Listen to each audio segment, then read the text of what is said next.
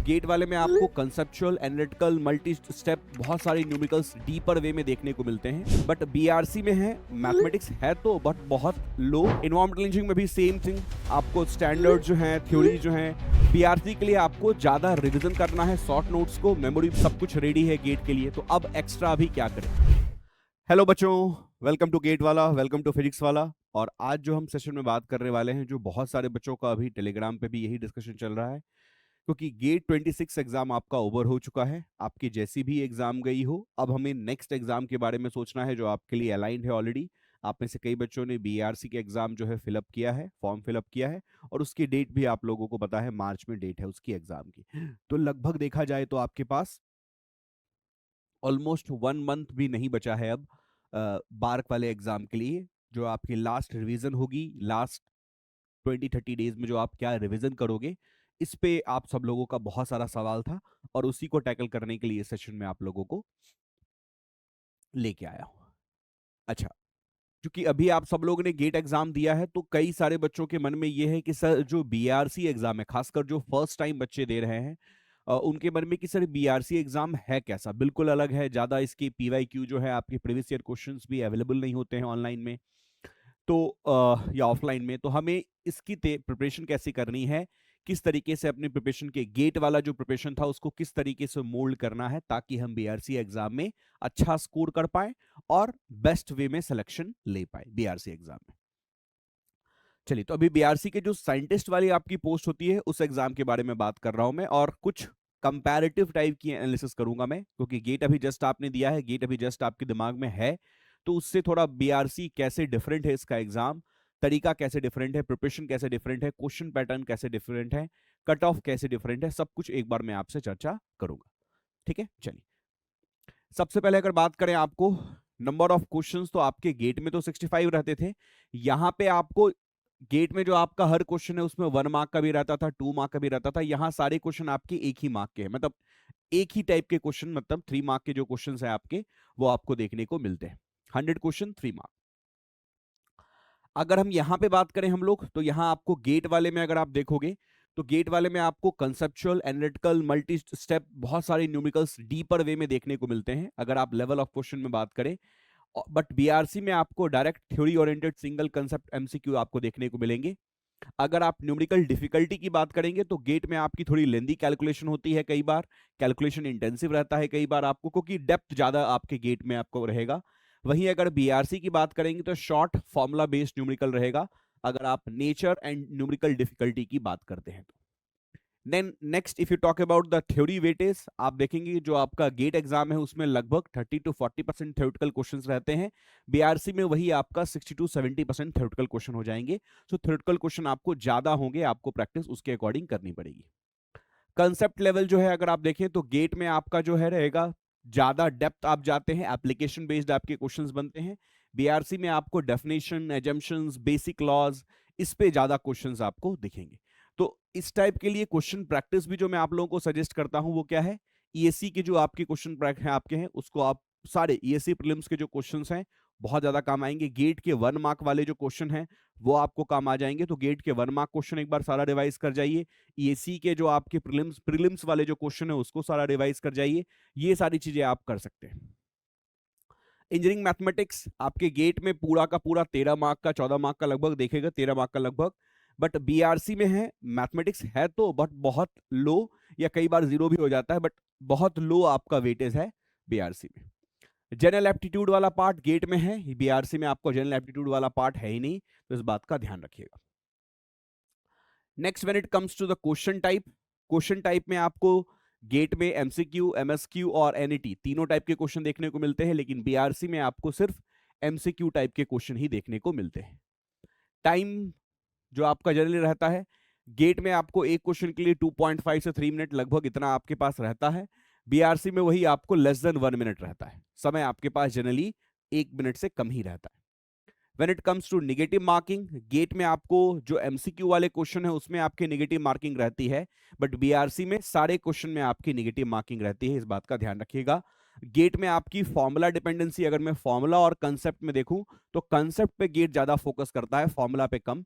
यहां आपको फॉर्मूला जो है, मतलब फॉर्मूला का याद रखना, फॉर्मूला रिवीजन बहुत ज्यादा जरूरी हो जाएगा। तो सब सारे बच्चे बीआरसी एग्जाम से पहले फॉर्मूला रिवीजन वाले सेशन को तो 2-3 बार देख के ही जाना है।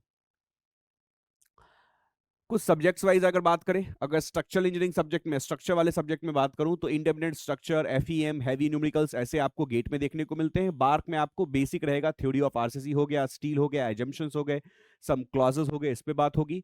स्ट्रेंथ ऑफ मेटल में अगर बात करोगे तो गेट में आपके कंबाइंड लोडिंग, डीप न्यूमेरिकल, इस टाइप के बेसिकली ज्यादा डेप्थ आपका टच कर रहा होगा। बीआरसी में आपका stress strain curve, definition, simple cases के बारे में बात हो रही होगी। Same thing with the fluid mechanics and the geotechnical engineering. तो एक जनरल है कि आपको डेप्थ वाला जो पार्ट है ज्यादा आपका होता है, ज्यादा कैलकुलेटिव या ज्यादा एप्लीकेशन बेस्ड क्वेश्चन आपको दिखते थे किसमें, जब आप गेट एग्जाम दे रहे थे। इस वाले में जो आपका सीबीटी होता है, जो आपका बीआरसी का है, इसमें आपके direct question flow type and definitions पे, सॉइल प्रॉपर्टीज पे, टेस्ट पे, बेयरिंग कैपेसिटी थ्योरी पे डायरेक्ट क्वेश्चन आपको देखने को मिलेंगे। क्योंकि समय कम है ना, तो वो ज्यादा डिफिकल्टी आपको क्रिएट नहीं कर सकते, उनके साथ भी लिमिटेशन है। इन्वायरमेंटल इंजीनियरिंग में भी सेम थिंग, आपको स्टैंडर्ड जो है, थ्योरी जो है, उनसे आपको ज्यादा क्वेश्चन देखने को मिलता है। और जो फैक्चुअल बेस्ड क्वेश्चन है, जो आपके थ्योरेटिकल बेस्ड क्वेश्चन है, वो ज्यादा आपको देखने को मिलेगा। Even for environmental engineering, transportation engineering, engineering mechanics, सबके लिए मैं एक जनरल बात है जो आपको बता रहा हूं। अगर आप बात करेंगे गेसिंग प्रोबेबिलिटी की, तो गेट में आपका रिस्की रहता है due to tricky options, but यहां थोड़ा सा जो ईएससी प्रीलिम्स में रहता है गेसिंग वाला, लेकिन वही है, नेगेटिव मार्किंग है, तो गेसिंग भी आपको नॉलेज के साथ ही थोड़ा गेसिंग वर्क कर सकते हो, अदरवाइज दिक्कत होगी। रैंक वर्सेस मार्क्स अगर आप देखोगे तो आपका गेट जो है वो एक्सट्रीमली कॉम्पिटिटिव ज्यादा एग्जाम है इन टर्म्स ऑफ बीआरसी, क्योंकि नंबर ऑफ आपके जो एप्लीकेंट होते हैं वो भी गेट में ज्यादा होते हैं बीआरसी के कंपैरिजन। और वहां पे आपकी नॉर्मलाइज स्कोर भी चलती है, यहाँ आपका रॉ मार्क्स आता है जनरली। और बीआरसी में थोड़ा कम कंपटीशन रहता है, क्योंकि यहाँ पे सारे बच्चे तो बीआरसी एग्जाम फिलअप करते नहीं है। आइडियल प्रिपरेशन स्टाइल अगर देखें तो गेट के लिए आपका कंसेप्ट बिल्डिंग, प्रॉब्लम सॉल्विंग, ये सबसे सही तरीका था जो आपने फॉलो भी किया है। बीआरसी के लिए आपको ज्यादा रिवीजन करना है, शॉर्ट नोट्स को, मेमोरी बेस्ड जो चीजें हैं जिससे फॉर्मुला रिवीजन हो गया, इन सबको आपको ज्यादा फोकस करना है। अगर आप आइडियल कैंडिडेट के बारे में बात करेंगे तो जिसकी स्ट्रांग रहेगी एनालिसिस और एप्लीकेशन वाला पार्ट, न्यूमेरिकल वाला पार्ट, वो गेट के लिए सुटेबल है। बार के लिए कौन सा स्ट्रांग कैंडिडेट होगा? जिसके फंडामेंटल्स अच्छे हैं, जिसके बेसिक कंसेप्ट अच्छे हैं, क्योंकि यही चीज है आपको अभी रिटर्न में भी है, और जब आप इंटरव्यू दोगे वहां भी इन्हीं चीजों का ज्यादा यूज होगा। तो बेसिक्स अगर आपके स्ट्रांग हैं, अगर आप स्ट्रांग इन फंडामेंटल्स हैं, तो बीआरसी आपके लिए सुटेबल आपके ऑप्शन हो सकते हैं। तो ये एक बेसिक आइडिया जो मैंने आप लोगों को बताया। नाउ अगर आप बात करेंगे गेट के थ्रू जो आपकी बीआरसी की सिलेक्शन होती है, उसमें अगर आप बात करें तो जो typical GATE score cut off रहता है लगभग 850 से 860 के बीच में है। एक रेंज मैंने मेंशन कर दिया है, एवरेज बोल सकते हो आप। और generally implies very high rank, आपको ज्यादा हाई रैंक वाला जो है वही आप देखोगे बीआरसी में सिलेक्शन होगा। और अगर आप इसकी सीबीटी की बात करेंगे तो सीबीटी में आउट ऑफ 300 जो आपका है, इसमें जो कट ऑफ आपका है वो है, इसे 22 में 144.39 है, 102 है, 104 है। कट ऑफ जो है ज्यादा नहीं जाता, बट आपको फिर इंटरव्यू भी देना है, इंटरव्यू में भी सिलेक्शन है, तो कट ऑफ जो है आपका वो उतना ज्यादा नहीं जाता। आप देख सकते हैं कि 1/3 ही है लगभग, कई बार एक एक दो साल ज्यादा है, बट जनरली आपका 100 से 110 के बीच में, 100 से 120 के बीच में आपका कट ऑफ जो है वेरी करता है। ठीक है। और जो नंबर ऑफ कैंडिडेट्स आपके इंटरव्यू के लिए कॉल किए जाते हैं वो भी वेरी करती है हर साल, डिपेंड अपॉन देयर रिक्वायरमेंट। तो इसके रिगार्डिंग आप सब लोगों को क्लैरिटी होगी। कट ऑफ न्यूमेरिकली लो है, बट ध्यान रखना यहां पे हमारे लिए जो एक्यूरेसी है, थ्योरी की क्लैरिटी है, बेसिक कंसेप्ट में अच्छा स्ट्रांग आपको रखना पड़ेगा, मजबूती रखनी पड़ेगी, तभी आप इंटरव्यू क्रैक कर पाएंगे, तभी आप फाइनल सिलेक्शन लिस्ट में आ पाएंगे। तो ये सारी चीजें आपके लिए मैटर करती है। अगर मैं इन जनरल, जो आप सब लोगों का सवाल भी है कि सर इन जनरल अगर आप बताएं कि अभी हमारा कंसेप्ट तो पढ़ लिया है हमने गेट के लिए, सब कुछ रेडी है गेट के लिए, तो अब एक्स्ट्रा अभी क्या करें? क्वेश्चन प्रैक्टिस करो और अच्छे से रिवीजन करो, जितना ज्यादा हो उसके रिवीजन कीजिए, फॉर्मूला रिवीजन कीजिए, कंसेप्ट्स के रिवीजन कीजिए। यहां पे आपको एजम्पशंस, थ्योरेटिकल क्वेश्चंस भी खूब सारे बनते हैं, तो आपके मेन नोट्स की भी रिवीजन करने की जरूरत पड़ रही है, तो उसको भी कीजिए। और ईएससी के प्रीलिम्स, इस टाइप के जो क्वेश्चंस है ना, ईएससी प्रीलिम्स में जैसे क्वेश्चंस होते हैं, ऐसे क्वेश्चंस को आप खूब से ज्यादा से ज्यादा प्रैक्टिस कीजिए। और टाइम मैनेजमेंट पे थोड़ा सा फोकस कीजिएगा, क्योंकि गेट में आपके पास समय की उतनी इश्यू नहीं रहती थी, लेकिन जो बच्चे ईएससी दिए होंगे और जो बच्चे सिर्फ गेट दिए होंगे, दोनों के लिए बोल रहा हूं, ईएससी वाली माइंडसेट थोड़ी डेवलप करनी पड़ेगी। क्वेश्चन को है कम टाइम में सॉल्व करना हमें सीखना पड़ेगा। तो ये आई थिंक सारी इंफॉर्मेशन जो रिक्वायर्ड इंफॉर्मेशन थी मैंने आपको बता दी।